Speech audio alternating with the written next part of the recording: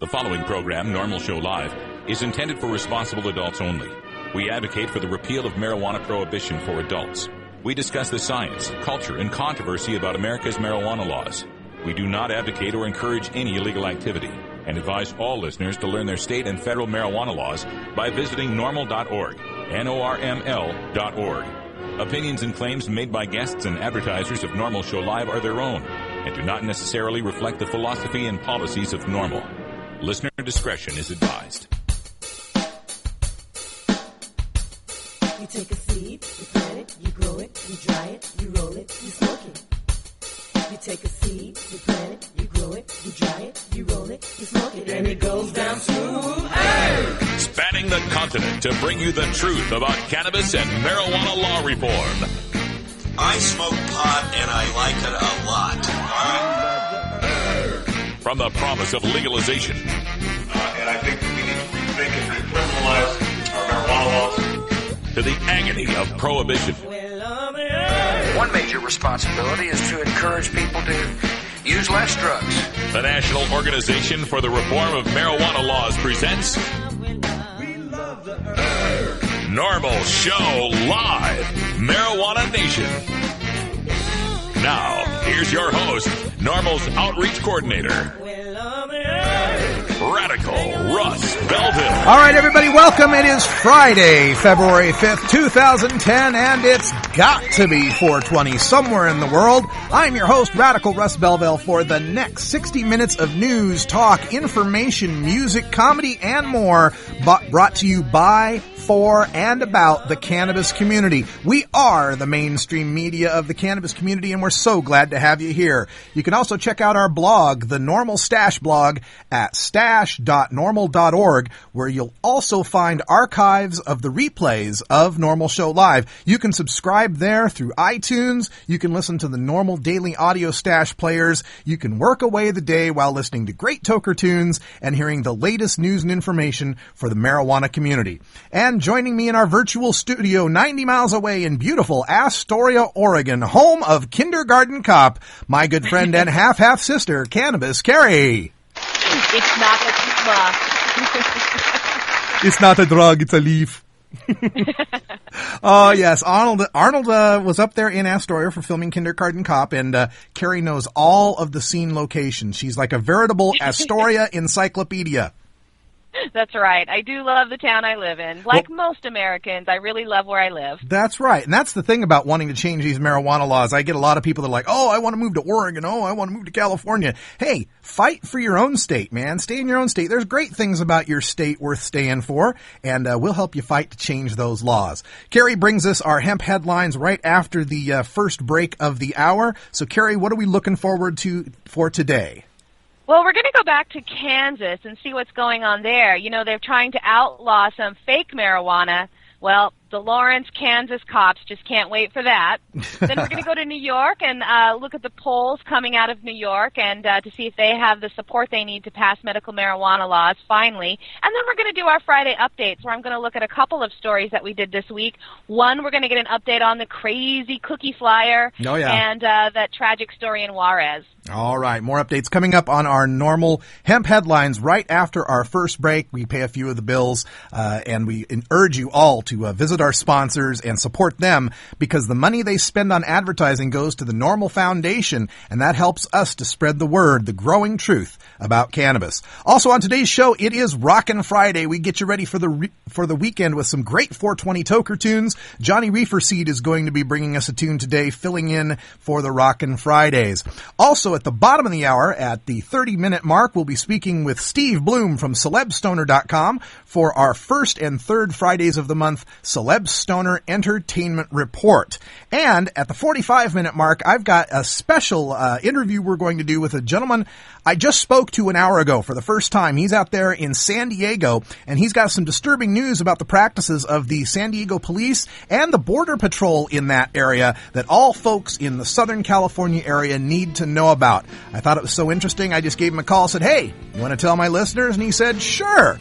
So we'll have him on at 45 after. If you'd like to get your news to the NORML Daily Audio Stash... You're listening to NORML Show Live. the voice of the marijuana nation. You got to fix that cue. If you want to get your news into the station, just send me an email. stash@normal.org. Hemp and Cannabis Foundation, or THCF. Medical marijuana is legal in 13 states today, and THCF has clinics in 8 of those states. Our doctors help qualified patients obtain an authorization for medical marijuana in their state. Patients are eligible for medical marijuana with a history of either severe chronic pain and or nausea, cancer, AIDS or HIV, hepatitis, glaucoma, seizure disorders like epilepsy, chronic muscle spasms such as in multiple sclerosis or asthma, neurodegenerative diseases such as Alzheimer's, and gastrointestinal disorders like IBS or Crohn's disease. If you or someone you know has one of these conditions, our doctors will help you obtain a permit for medical marijuana. THCF Medical Clinics has offices in Washington State, Oregon, California, Colorado, Hawaii, Nevada, Montana, and now Michigan. Call 1-800-723-0188 or go to the web at hemp.org or 1-800-723-0188. High as a kite, everybody! This drug in front of me is what they call marijuana. If we had a dime for every dime bag bought in America, marijuana would be legal by now. Donate to NORML at NORML.org and support NORML Show Live. I'm going too light. Roll a big fatty.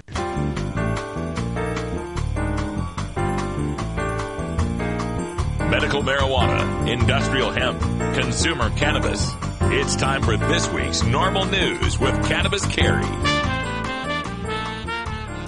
The Kansas House endorsed legislation this last Tuesday to outlaw synthetic marijuana sold as incense under the brand name K2 and currently perfectly legal.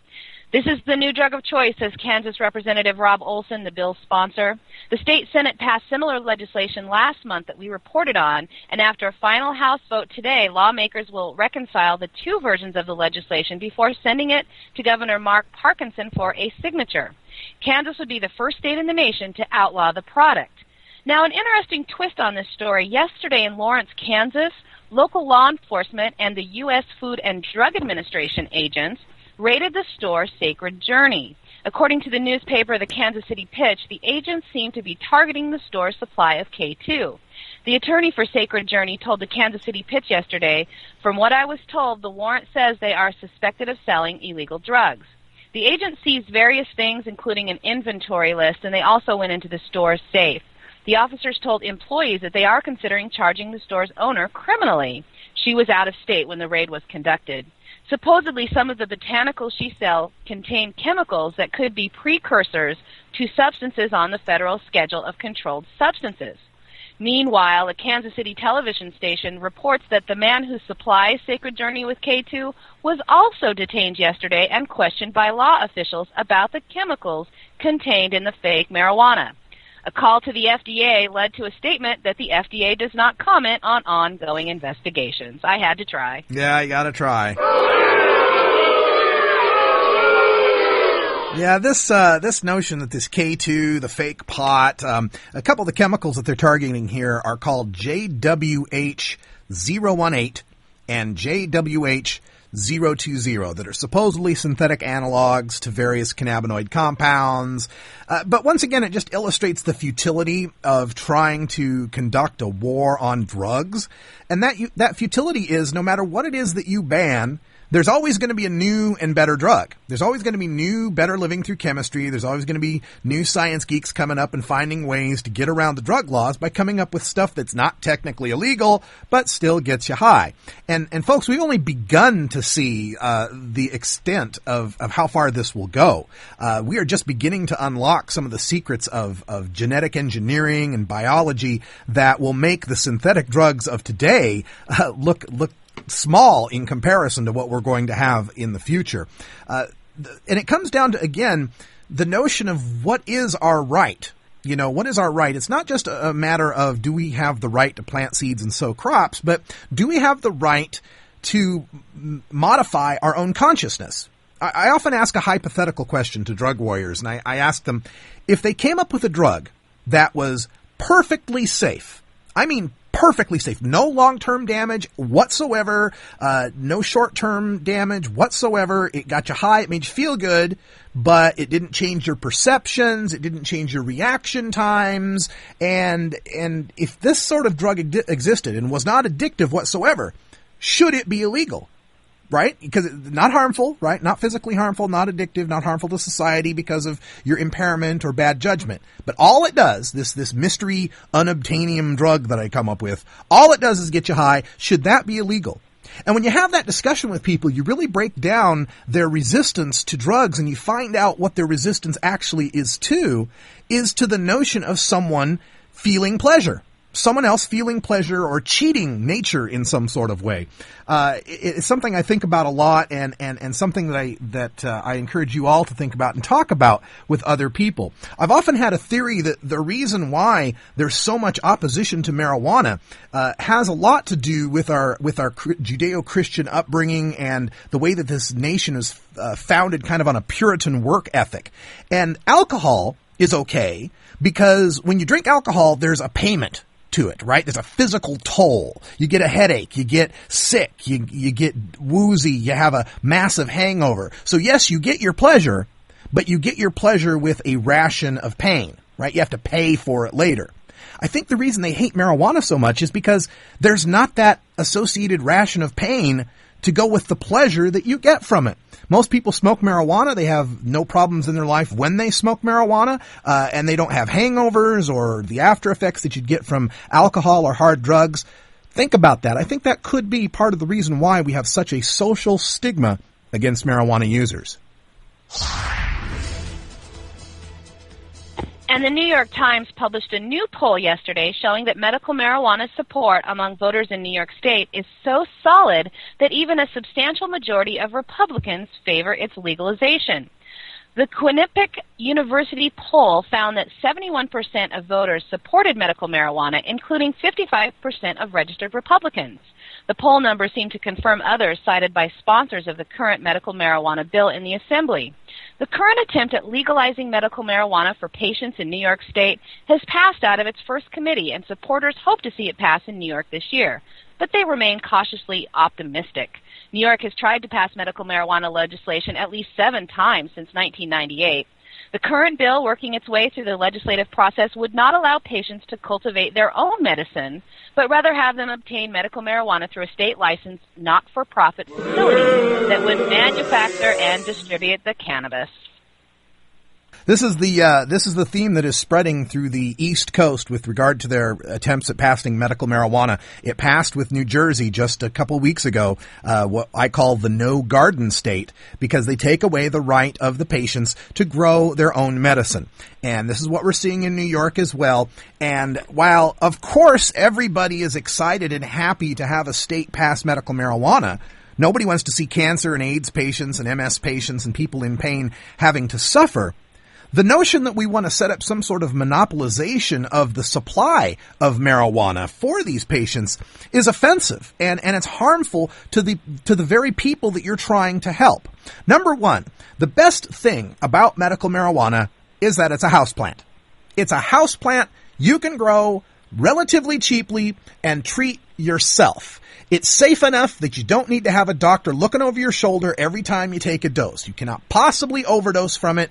The beauty of medical marijuana is that it's so close and easy and free for the people to use.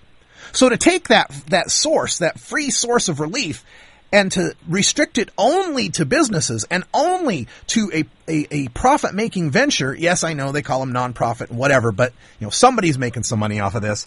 I just think that's terrible. It's terrible for us to restrict medical marijuana in this way. So I encourage everyone in New York and Pennsylvania and these other states in the East that are fighting for it, yes, do fight for medical marijuana and support the bills, support what you can get, but fight like hell in the committees to set up some sort of reasonable regulations for home grow. If we do not have the right to home grow, we lose all leverage against corporations or governments that might seek to sell us inferior product or to sell us product that won't meet our needs. Our only leverage is to maintain the right to home grow. We've got to do it.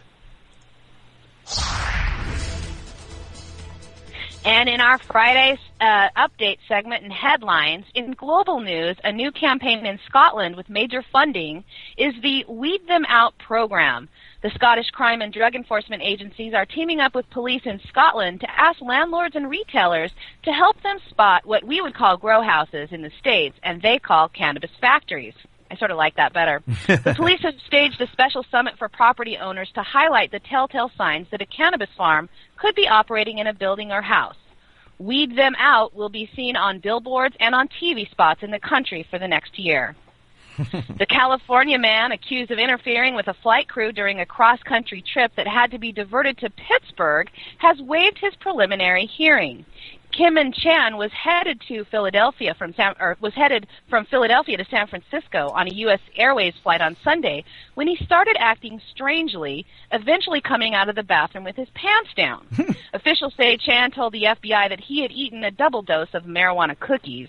He was reportedly brought under control by a flight attendant who had a 4th-degree black belt in Taekwondo. He now remains in the Allegheny County Jail on a disorderly conduct charge.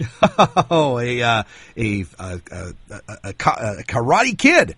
We got to take care of that. That's a beautiful thing. In my ongoing report of the nation's border with Mexico, agents that patrol the border parts of the Rio Grande Valley near Corpus Christi seized over 12,000 pounds of marijuana in 35 different incidences over just a 48-hour time frame on Monday and Tuesday of this week. Both the marijuana and the suspects arrested were handed over to the DEA. Just a reminder, this happened in only 48 hours in one small stretch of the border. And how much was seized? Just over 12,000 pounds, Russ. 12,000 pounds of marijuana. And so they're not seizing it all in that 48-hour span. So how much got across the border in the 48-hour span? It's got to be 10 times, 100 times that much. Who knows? But again, just shows the futility of this stupid war on certain American citizens using non-pharmaceutical, non-alcoholic, tobacco-free drugs. And as far as the other stories go, I want to go back for a second on the New York poll on medical marijuana. 71% support overall, 55% support among Republicans. When we're polling medical marijuana nationally, it's at like 81%. The only thing less popular than keeping medical marijuana out of the hands of patients is supporting the bowl championship series for college football. only the BCS has lower approval ratings than the idea of keeping medical marijuana illegal. With regard to the Scotland story, the landlords being told to sniff out the growers, we had something similar to this in my home county back in Idaho, Canyon County, Idaho, very conservative bedroom community just west of Boise. And the sheriff there, George Nurse, thought it would be a good idea to require landlords to drug test their tenants. Yeah, drug test their tenants. You can just see all of the rentals at the trailer parks just gone, right? But all kidding aside, what a terrible thing to do, to require. Of course, it didn't happen. George Nurse was also the sheriff who decided it would be a good idea to run drug sniffing dogs through the Karcher Mall parking lot to try to find cars that might have marijuana in them, and then wait for them as they drove out of the parking lot to pull them over for some pretext and bust them there. So that's the kind of insanity we're living in here under the war on drugs. And the California cookie man, good work on the flight attendant with the Taekwondo knowledge for taking him down. You have offended my family, and you have offended the Shaolin Temple. All right. So we got to take some time here to give you some of the calendar now. I don't care. It's 420 somewhere. That's right. Check out the NORML Cannabis Community Calendar, which you can find at norml.org/calendar. On the calendar, we've got a NORML meeting taking place in Cincinnati, Ohio for Miami Valley NORML. That's in mvnormal.org. Check them out for Saturday. Also on Saturday, Kansas City NORML's having a public meeting. Check out kcnormal.org. Coming up next week on Monday, the Southwest Michigan Compassion Club is meeting at the American Legion Hall in Buchanan, Michigan. So check that out. Go to minormal.org for more information. And on Tuesday, Joplin NORML will be having a meeting. check out joplin-normal.org for more details.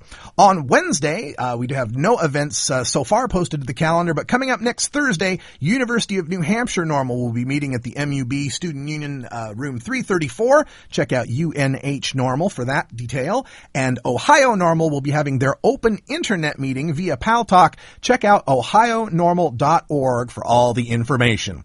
We got to take a short break, a short pause for the good cause. And for my friends out there on the East Coast, don't enjoy yourself too much. We still got 40 hours of show to go. Coming up next, your Rockin' Friday Toker Tunes. It's 20 after the hour, and we have to take a short break, if you know what I mean.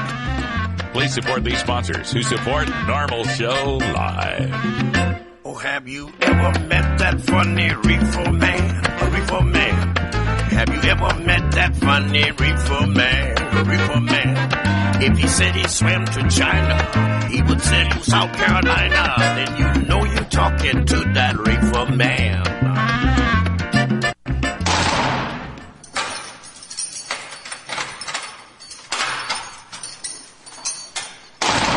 Law420.com. Hello, I'm Russ Belville, Outreach Coordinator for NORML. In my job, I read literally hundreds of headlines each month involving nonviolent, productive citizens whose lives are ripped apart by a marijuana or drug arrest. Many citizens could avoid arrest by refusing police searches and remaining silent, but police are well trained to confuse and intimidate. That's why you have a right to speak to an attorney before answering any police questions. I hope you never need to exercise that right, but if you do, make your first call to the law offices of John C. Lucy IV. John Lucy is an accomplished criminal defense attorney with expertise in Oregon's medical marijuana law. John Lucy understands and respects cannabis and drug consumers of all backgrounds. Call John C. Lucy IV at 503-227-6000 or visit in downtown Portland. Address available at law420.com. That's John C. Lucy IV at 503-227-6000 or visit law420.com today. Almost busted in Laredo, but for reasons that I'd rather not disclose. I smoke pot, and I like it a lot. Hi, this is Willie Nelson. I learned a long time ago that marijuana is a lot safer to use than alcohol. There's absolutely nothing wrong with the responsible use of marijuana by adults. It's time we stopped arresting and started respecting responsible marijuana smokers in America. And to learn what you can do to help, please contact NORML at www.norml.org or call toll-free at 888-67-NORML. The show was long and we were just sitting there, and we'd come to play and not just for the ride.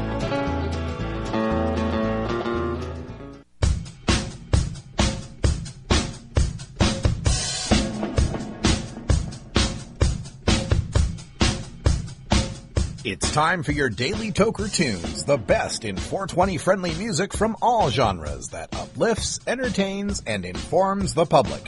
Our PodSafe music is donated by freedom-loving musicians who support our goal of ending adult marijuana prohibition. Today we take you into the weekend with Rockin' Friday, our segment featuring the best rock, metal, punk, and jam band music, brought to you by The Bastard, blogging at jerseyandohio.wordpress.com. If you'd like to submit your song to be played on Normal Show Live, send it to us at stash@normal.org. Now, here's some great independent marijuana music for today's Daily Toker Tunes. All right, I mentioned on yesterday's show how we're looking for a new music editor or editors for our Rockin' Friday tunes. If you're interested, put together a rock song. It's got to be a PodSafe rock song. If you want to know what PodSafe means, just go to Google and look up PodSafe music. It basically means we can't play commercial music that's registered with ASCAP or BMI because there's licensing issues. You got to find independent, unsigned artists and send them to me at stash@normal.org. Also give me about a 150-word write-up and a photo of the band. If you want some examples, just take a look up at stash.normal.org. In the main menu under Media, look for Tunes. You'll see how our write-ups work. And if you want, you can be a volunteer. We'll just need a song and a write-up every week. One of the folks who's one of our great volunteers helping to bring you this music that you listen to on Normal Show Live is Johnny Reeferseed out there in Iowa. He normally brings us our Irie Wednesday reggae music, but for today, he's joining us with Rockin' Friday. Johnny, how's everything in Iowa? Man, great, Russ. we just had a group of lawmakers that introduced the Medical Marijuana Act here. It's got to go through the committees and votes and all that, but it's looking really good. And coming up here in a couple of weeks, our pharmacy board is going to tell us whether or not they're dropping cannabis from Schedule 1 to Schedule 2. Oh, that's right. So, Iowa's got that situation where the Board of Pharmacy is required to reschedule marijuana out of Schedule 1, and we'll be interested to see where that lands. Tell us about the tune we're going to be hearing today. It's Captain Smokes. He's kind of a Mysterian. Although there's no biographical information about him available, Captain Smokes says, quote, "Traveling the world was fun, studied with Zonga, puffed great plants in many foreign countries, still don't have any tattoos and plan on keeping it that way," unquote. Nothing more to prove, nothing more to say, just peace and all good things. Captain Smokes and the Shotguns are Captain Smokes on vocals, Bud Hempfield guitar, Herb Roller on keyboard, of course, Omar Hashish on the bass, and Screens on the drums. You can check out the Captain's website at www.captainsmokes.com, and you can download the Captain's hit here, Smoking Gets You Higher, on iTunes for pleasure in your ears after you've pleasured your lungs. I wonder what the chances are that you'd get these guys together who all happen to have marijuana names and they'd all join one band. What are the odds? Yeah, what a coincidence, huh? Oh, thank you, Johnny Reaperseed, for this tune. We're going to be listening here. This is Captain Smokes and the Shotguns with Smoking Gets You Higher.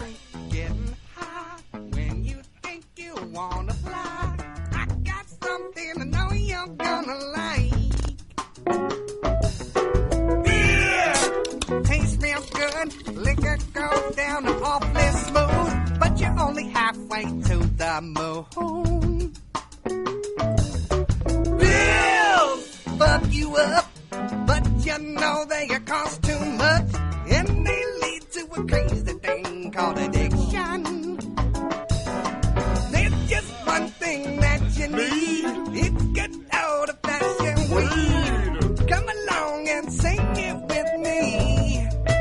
Smoking gets you higher. Smoking gets you higher. Smoking gets you higher. Smoking gets you higher. Blow smells real nice, but it keeps you up all night, and you think your heart's about to explode. Lose, I don't remember. Took them once back in December, and I woke up with no pants on. Smack! I never touched this stuff. I never touched this stuff. I never touched this stuff. There's just one thing that is best. Good old-fashioned hippie grass. Doing nice and puff, puff, pass. Smoking gets you higher. Smoking gets you higher. Smoking gets you higher. Smoking gets you higher.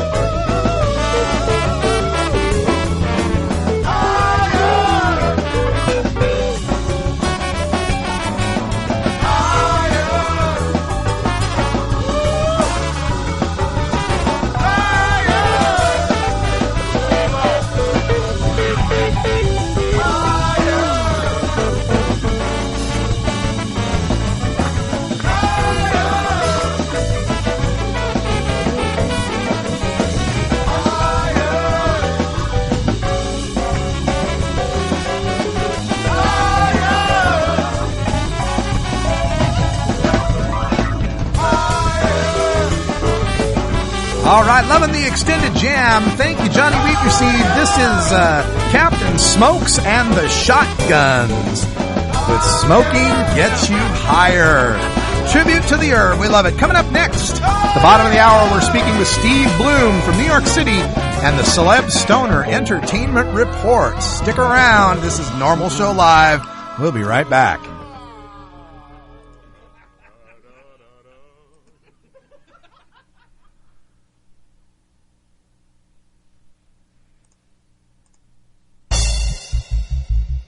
Hi, I'm Keith Stropp, the founder of NORML.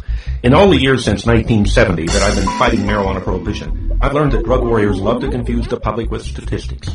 Lately, they've claimed that there are more teens enrolled in drug treatment for marijuana than ever before. It's a statement that, while true, is intentionally misleading. What they don't tell you is that marijuana arrests have skyrocketed to over 800,000 arrests per year. They also don't tell you that we've gone from a few dozen drug courts in the 1990s to over 2,500 drug courts today. The kicker is that those drug courts sentence teens routinely to drug treatment for marijuana whether they need drug treatment or not.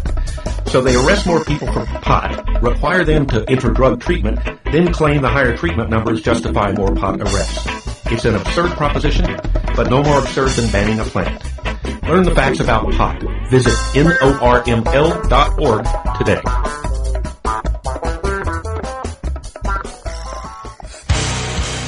Starfish Designs, makers of the original Gandalf. I'm Radical Russ, and when I want to relax, I always have my 17-inch long original Gandalf from Starfish Designs nearby. The hand-blown borosilicate glass is strong and easy to clean, and the design is sleek and sophisticated. Starfish Designs are available from Bend, Oregon at a glass retailer near you. For locations, call 541-788-GLASS. That's 541-788-4527. Everyone move. When it gets to start, nice. Marijuana culture is infused throughout America and the world. As we round out the week, we take a look at the 420 phenomenon in movies, TV, music, and sports with former High Times editor and author of Pot Culture, Steve Bloom, in our CelebStoner.com entertainment news. Well, we would be remiss this weekend coming into Super Bowl Sunday if we didn't visit with Steve Bloom from CelebStoner.com, calling us from New York City. Steve, welcome back to the show. Hey, Russ, how are you? I'm doing great. How was the Philly NORML event last week? It was great. They really did a nice job. They raised a couple of $1,000s. All right. The bands were very good. It was all sort of jazzy, jam, fishy kind of bands. We love that. Yeah, it was really good. A really nice crowd. It was very cold out, and they picked the right spot because the location of the event was right in the college zone in Philly between Penn and Drexel. So it was a really young college crowd, and they came out and supported. It was very nice. About 300 people, made some money at the merch table.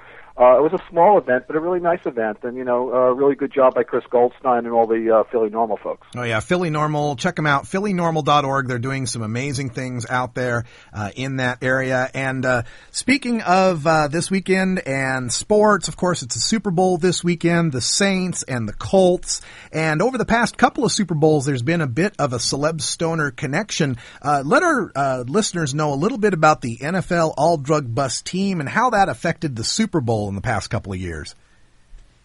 Well, that team, which goes on and on and on, for more than 10, 12, 15 guys over the last couple of years have been arrested for marijuana or other drugs. The most famous one last year was Santonio Holmes, who's one of the big receivers for the Pittsburgh Steelers and won the game with his final catch that won the Super Bowl last year. The subtext of all that was that he had been arrested earlier. The Super Bowl's in February. He was arrested in October of the previous year of 2008, and he was arrested on a charge where his car was stopped. They smelled marijuana. They arrested him. Kind of typical stop in Pittsburgh. As it turns out, now he went on to become the Super Bowl MVP, and there was a lot of attention obviously paid to that. And then months later, the whole case was dropped. Right. So there you have it. It was sort of like a mistaken sort of identity arrest. They were following the wrong car, and they really didn't have a right to search him, so the whole thing was thrown out. This year, there really isn't that subtext because none of the players on either of the two teams have been arrested for marijuana that I'm aware of in any kind of recent time. So we don't really have the stoner angles to the Super Bowl this year, although we could probably, find one if we really dig hard enough. Maybe, the Saints, because they're from the birthplace of marijuana in the U.S., so maybe you should be rooting for them, That's when marijuana first really started coming into the country, and, it infiltrated through the jazz community, and then, here we are all these years later smoking marijuana and, hopefully getting it legalized, from state to state. But so there really isn't an angle this year. Yeah, the birthplace of jazz. That's a good way to look at it, though. And of course, the year before in the Super Bowl, Plaxico Burress was the big star. That's true. I mean, obviously he had his own problems, but it wasn't drug related. He had his problem with a gun, where he took a gun into a nightclub and he accidentally, it kind of flipped and he shot himself. It's almost funny, but it's sad because he's in jail. Yeah. New York, they really don't take gun violations lightly, and so he's, the question is whether he's going to really come back to the NFL. By the time he gets out of jail, he'll be 34, and will he have a job? Most probably, if Michael Vick got a job, Plaxico Burress will get a job. Yeah, you would think so. Let's look around the other areas of entertainment and how they converge with the cannabis community here. What's happening lately in the music scene that we need to know about? Not a whole lot, honestly, in that area. I mean, I would say, except for the fact that the Grammys just happened. Right. You might want to look at, some of the winners of the Grammys and, how they reflect on, our community. But, say Dave Matthews didn't win, so that was slightly disappointing. Actually, the story that kind of came out of the Grammys this year that I thought was kind of fun story was the Michael Bublé story. Michael Bublé is a jazz singer, who won for Best Pop Vocal, and turns out, Bublé is a pot smoker. He grew up in Vancouver. He's already, discussed his marijuana use in the past, but over the weekend, I guess maybe around the Grammys, an ex-girlfriend, came out with statements that he smokes, all the time and blah, blah, blah, which is, of course, a good thing. So we noted that he's awake and baker. She said he likes to get up in the morning and smoke. Like, all this stuff was a bad thing. She's trying to, paint him negatively, or at least comes out, in the tabloid type report that it's like a negative thing. Not so negative. Obviously, it's just another example of a guy who's sort of, not a heavy, rocker, hip hop, or, kind of, soft, light, middle of the roadish kind of music. A little bit like, Jason Mraz or Rob Thomas, and all those guys are marijuana smokers. So it's interesting. You don't have to be in metal.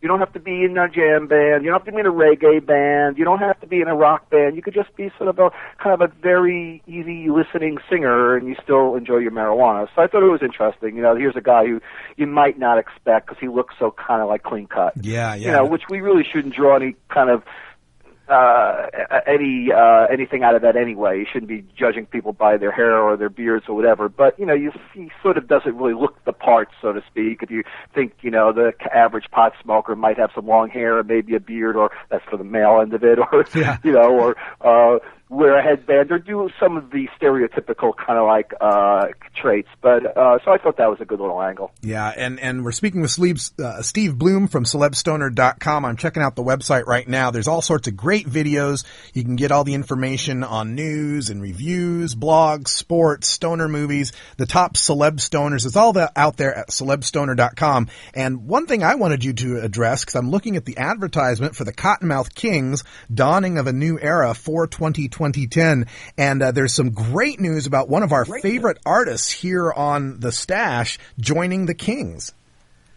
Oh yeah, you must be a fan of Dirtball. Oh yes, he's an Oregon guy. Where does he live? He's in Bend, Oregon, as a matter of fact, about Central Oregon in Bend. Very, very well known for its ski areas up there, Mount Bachelor, and so on. So yeah, the Dirtball, we play him all the time. He's got a really super fast flow, and it's interesting that they bring him aboard. They announced this week that for their 11th album, which will come out on 4/20, and by the way, this year 4/20 is a Tuesday, and Tuesday is the day that albums are released by the music industry. So there's going to be an interesting, rush of albums to come out on 420. Anything on 420, just because an album comes out 420 doesn't mean it's a stoner album, but I think they're going to gear up towards releasing, like Willie Nelson's got a new album coming out. When's it going to come out? 420. So just like movies get released on Wednesdays and Fridays, traditionally albums get released on Tuesdays. I don't know why, but they are. So the 420 release of the Cottonmouth Kings, Long Live the Kings, will include Dirtball as a member of the group, which is interesting because, they already have 3 rappers, Daddy X, D-Loke, and Johnny Richter, so they're going to be adding a 4th. They always have a crowd on stage anyway, so, with Pakalika walking around doing his robotic dances and showing up signs, and Taxman, the guy who goes on stage with the bullhorn, it's quite a cavalcade of craziness on the stage, for the Cottonmouth Kings, and Bobby B, the DJ, and Blue Dog, the drummer. So just adding one more I don't think is going to be that big of a deal, but it'll crowd the stage just a little bit. It'll be very interesting how they all kind of get along on stage, because there's just so much time in a given song. I guess they'll break it down for him to do his stuff, but work it in, now he's going to be singing, on the Cottonmouth King songs, not just his, but I bet they'll work in some of his material as well. Yeah, I hope it works out great for him. I've been plugging him for a long time and hoping he would just blow up big, so I'm really looking forward to that. Another thing that you and I talk about a lot in regards to the marijuana movement is how there's kind of a dearth of, first name female stoners that you would iconically think of as a stoner, like we think of Willie or, Snoop. We have first name guys, that you would think of, Woody, for example. But you've got a story up here about Sarah Silverman, and she's kind of turning out to be, really strongly in our favor and becoming identified with the marijuana culture. Tell folks about that. That's right. I'd say when I say Sarah, I'll think Sarah Silverman. You know, that's for sure. She, is not, again, way out front on this issue in terms of doing some of the stuff that everybody who you've just mentioned, do on a regular basis. But she likes to sort of weave her stoniness into her show. So last night was the first night of the season 3 for Sarah Silverman program on Comedy Central. So I hope people out there were watching. It's a really offbeat, kind of wacky show with her sister and 2 gay friends played by Brian Posehn and Steve Agee, who were really fun. They're just big guys, and a cop who's her sister's boyfriend. So it's kind of the 5 characters of the story. Last night there wasn't anything about marijuana or anything drug-related, though if you watch the trailer, there's a couple of references, and the one I loved the most was where she made her comment in the trailer, it's 420 somewhere, right? Which is kind of like your statement. So she's echoing what you like to say, and, she just tosses that in there. So that's, I think, the cleverness of it, is that on TV you have to be very careful about when you drop your little, one-liners about drugs, marijuana, how you can kind of get away with it, get it through whatever, the censors are going to allow you to say it. So I think she, in her own way. So I gather, I haven't seen any of the shows up ahead. I gather, obviously that's from one of the shows coming up. So she usually kind of like every season does one show that has a pot theme. So I don't know what that is and when it's coming, but I presume it'll be coming at us. So I do like her a lot. I just think she's super talented. She's really sort of like a lot of the guys, comedians out there. She sort of has sort of a toughness like the guys, but then she has this sweetness, almost a childlike nature that you see in her character on the TV show, where she just does a lot of dumb things, but she does it because she's just sort of she's childlike. She's not really that aware of everything around her. She's just very focused on herself, and it's a cute and a clever conceit. And last night's show was kind of like off the wall. She was led to believe that she might be a hermaphrodite. So she plays a dude character. I don't know if you saw it last night. No.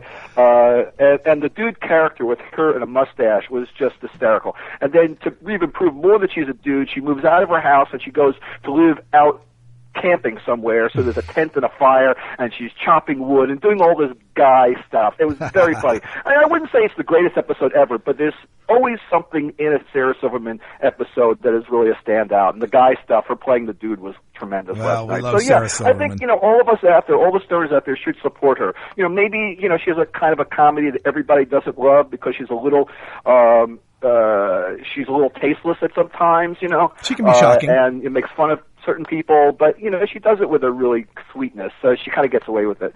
I think she's the best, and especially, you know, with so many men out there in the comedy world in general, you know, she really stands up. It's her and Margaret Cho and a few other female comics that really stand out, and then it's all the guys. Yeah, and Steve Bloom from celebstoner.com. Check out more of the information out there at celebstoner. Also, he's the author of Pot Culture, the A to Z Guide to Stoner Language and Life. Need to get yourself a copy of that. It's a very, very well-written book for our community. And, Steve, you got another book coming out pretty soon. Tell folks about that. Yeah, I'm excited about that. I'm working on this movie called Reefer Movie Madness, the ultimate stoner film guide. It's my follow-up with Shirley Halperin, my co-author in Pot Culture. We've been working on this for the last year and a half. We've just been watching movies like crazy, and I know everybody thinks it's an easy job, but it's actually not so easy. It's, you know, a lot of hours and a lot of kind of analysis in your mind to review, you know, so many, or let's say over 420 movies will be in this book. Wow. You know, plus we're going to follow the same formula of what we did for Pot Culture with lots of lists and sidebars and celebrity interviews. As a matter of fact, Doug Benson is writing our foreword. So great. We're very close to having it done. We've submitted pretty much everything except for a few little pieces left, and we'll see, you know, when it's going to come out. We're not really sure. I know they were shooting for an April release, but I think we're a little behind schedule, so I think it'll be a little bit later in the year. They haven't really given us the lowdown on that. We're very excited about that. I mean, it's a subject that people just love to talk about. You could kind of endlessly talk about people's favorite stoner movies, and stoner movies have become their own genre. And the stoner movie is not just a comedy, you know, it's a movie about drugs. It may be Scarface. In my mind, Scarface is a stoner movie. It's not, every stoner movie is not Ha Ha, Cheech and Chong, or Harold and Kumar, or Pineapple Express. You know, it's got, you You're know, listening to NORML Show Live, and also the focus is not just marijuana, it could be other drugs. Yeah, well, thank you, Steve Bloom from celebstoner.com. We've got to get going here. We'll be right back. No matter what you call it, it's a huge part of popular culture. Where'd you learn that, Cheech? Drug school. You don't need weed school. You just need a copy of the new book, Pot Culture, the A to Z Guide to Stoner Language and Life. Hey, this is great, man. Even if you never smoked marijuana. I never used marijuana. Sorry. Don't think you smoked marijuana. I experimented with marijuana a time or two and didn't inhale. Or you used to smoke marijuana. I inhaled frequently. That was the point. Pot Culture by former High Times editor Steve Bloom and Shirley Halperin will answer every question you ever had about marijuana culture. Has that marijuana made it back up here yet? Check out Pot Culture, the A to Z Guide to Stoner Language and Life at Amazon.com or visit potculturebook.com today. Too bad, man. I just stopped smoking yesterday. You want to legalize it? Call your congressman today.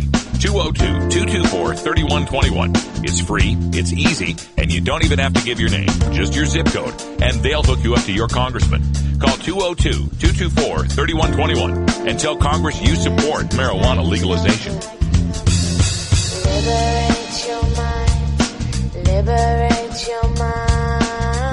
Welcome back. It's 48 after the hour here at NORML Show Live, and it's Free Speech Friday, so I'm taking your questions on our chat line right now. You can log on at live.norml.org.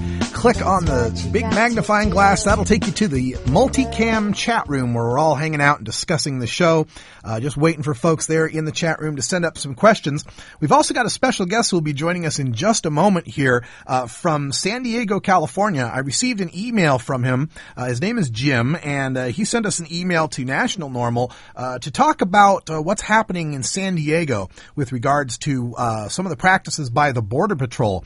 Carrie's getting him on the phone line right at the moment. As soon as she lets me know he's ready, we'll switch over to him. In the meantime, I'll switch over here to the chat room, and we'll see what people have to say over here in chat. Oh, wait a minute. We're ready to go to our guests. So bringing on to our lines right now, calling from San Diego, California, is Jim. Jim, welcome to the show. Oh, wait a minute, Jim. Let me unmute you. Experience. Hi there, Jim. How are you? Fine, thank you. Okay, so really brave of you to just kind of come on. I just called you. We don't even know each other. I just called Jim about an hour ago after his email, and he had this story to tell about what's going on in San Diego, and I always feel that this show is by, for, and about the cannabis community. So when one of you have some news to break, I'm willing to give you the mic. So, Jim, tell folks about your experience with what's been happening on the border near San Diego. Okay, well, what what's been happening is that this is a Republican stronghold, and they do not like medical marijuana or the thought of, let alone legalizing marijuana. Diane Jacob is the supervisor out here, and she has fought NORML or fought to make it tough out here, not bring the pot cards out here. Right. She lost four lawsuits, and now the Border Patrol, the other day when I was going across to San Diego, they've got me landlocked in here. They've got everybody. You cannot leave East San Diego County, back county. You cannot go anywhere in the state without going through a Border Patrol checkpoint. And this is the federal Border Patrol we're talking about, and part of the reason they're able to do this is because of some of the Homeland Security regulations that were passed in the wake of 9/11, some of that unpatriotic act and all of that, gave the Border Patrol these powers to patrol not just the border. You think Border Patrol, right? You think the border. You think right at the border. But no, they can patrol as far as 100 miles away from the border. So we get these calls from people in South Texas, South Arizona, and South California. They talk about Border Patrol checkpoints. Tell folks about these checkpoints. What's it like at these checkpoints? Well, as a two-striker, I'm almost 60, and, I haven't been in trouble with the law for 33 years. It was all just, marijuana stuff. And two strikes, let me explain for the listeners, too. We're talking about California. They've got that the 3 strikes law. Yeah. And so here I am on a mental and physical disability since 1973. I get dronabinol from the DEA. The Marinol pill, right? Yes. And I also have a pot card. I grow my own pot. The sheriffs know it. The Border Patrol knows it. Everybody knows it. They leave me alone as long as I'm here, because I play by the rules, and I have a California state health card from San Diego County. I called them today. They said what the Border Patrol did by taking my gram, harassing me, and keeping me there and threatening me to take my pot. He said he'd take it every single time a Border Patrol catches me. Okay. And since they're federal Border Patrol, they could care less about your medical marijuana recommendation. They do not recognize federal and state cooperative laws. They do not recognize that when they raise their hand to work for the state of California, they are under California state law too and can be prosecuted if they disobey state law. This is an instance of disobeying state law.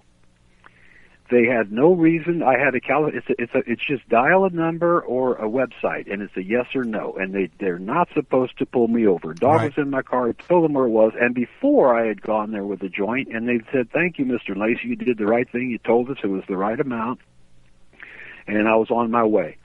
And I even had, and then they asked me, what is the rules? What are the laws? What is this card here? Why is this different from this card? How many? And I'm going, you guys should know this. No, Jim, this is amazing. I'm up here in Oregon. I'm a caregiver in the state of Oregon under their program. And it's amazing how these laws get passed, but law enforcement never gets training on what the law is or what it really means or what they can and cannot do. And we have offered with Oregon NORML, we have offered to come down and put on seminars for them. We'll teach you what's in the law. We'll bring lawyers who know all about it. The lawyers who wrote it will come down and teach you. But of course, law enforcement, they don't want to hear anything about that. Drugs are bad. There's just, it's a bad thing. So they don't want to hear anything about it. With regard to these officers, though, at least it sounds like you're encountering some of them who are willing to learn and who are at least, compassionate enough to understand that you are, an older person who's got a legal recommendation and you're not trying to violate the law. So with regard to these Border Patrol guys, do you have any suggestions? Can you tell people where they've been posted at in San Diego? Well, I've called Duncan Hunter, who's the in charge of the Border Patrol here for the Congress. Right, Representative Hunter from California. Okay. I left a message with him, and he's supposed to get back with me. So I think in a few days, I called maybe 17 authorities around the county and the state. So they're all going to be getting back to me in a few days, and I'll let it slide. But what I did bring to their attention is that they're in violation of California state law, and whether they're federal agents or not, they can be prosecuted under California state law for breaking a medical marijuana's laws of California. Yeah, well, in other words, I want my money back from the health department because well, I don't want my money back, but they said that what the Border Patrol did was wrong. And when I tried to educate the Border Patrol, which I'm trying to do now, they still have it in their mind because of Diane Jacob and the Republican stronghold here in San Diego. They still have it in their mind that they can just confiscate my pot and I can't drive anywhere with pot in the car. Even anywhere. I mean, the sheriff will leave me alone. The highway patrol will leave me alone. San Diego, I could do anything, but I'm landlocked. I cannot go to San Diego to a dispensary or to get clones or to even have a gram or two in my car and go anywhere because in the area where I live in San Diego County, there's no way to go anywhere in the state where I don't go through a Border Patrol check. And they're taking my pot. And we've only got two choices here. We've either got to build Scotty's transporters from Star Trek, or we got to change the law. We got to just legalize it for everyone so the law enforcement isn't forced to deal with this dichotomy, and we don't get these rogue federal Border Patrol agents landlocking, disabled senior citizens in their own county. It's just ridiculous. And Jim, thank you so much for bringing this story to everyone here at Normal Show Live. We really appreciate it. Well, God bless you. And one thing that did help them understand was that it is against the law. When you work in a state where medical marijuana is legal and you raise your hand to take an oath to work in our state, you are not supposed to, you're supposed to know the rules and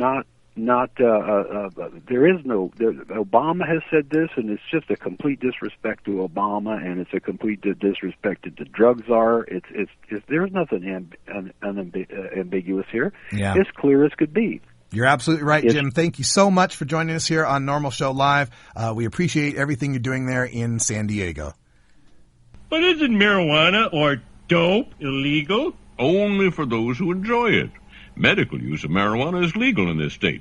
Yeah, it's about time that the police officers and the federal government start to recognize the will of the people. Carrie brought this story up earlier in the news about how New York State's trying to pass medical marijuana, and they found 71% support overall in New York State, and they found 55% support among registered Republicans, notoriously the group of people least likely to support marijuana law reform. This battle on medical marijuana, at least in the hearts of the minds of the American people, is over.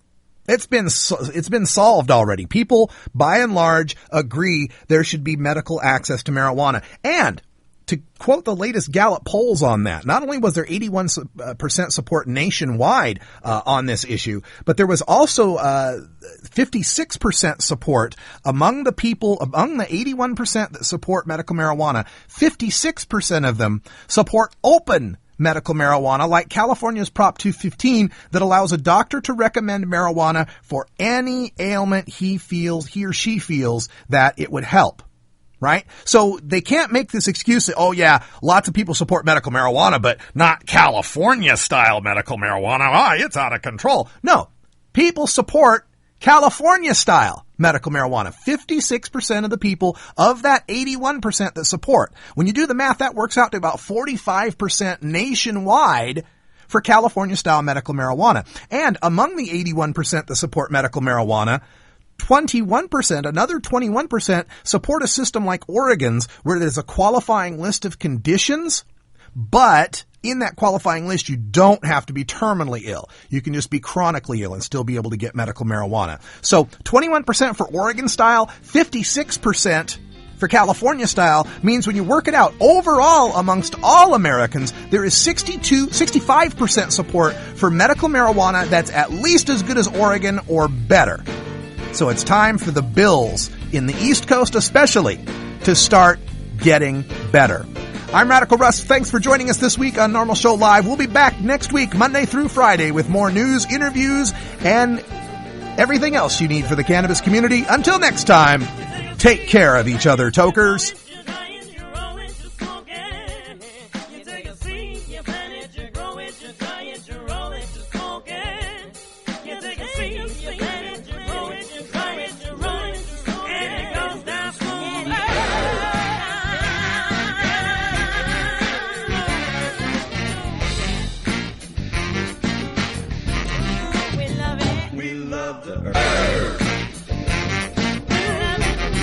This is NORML Show Live, the voice of the marijuana nation. Take it on one more time. You take a seed, you plant it, you grow it, you dry it, you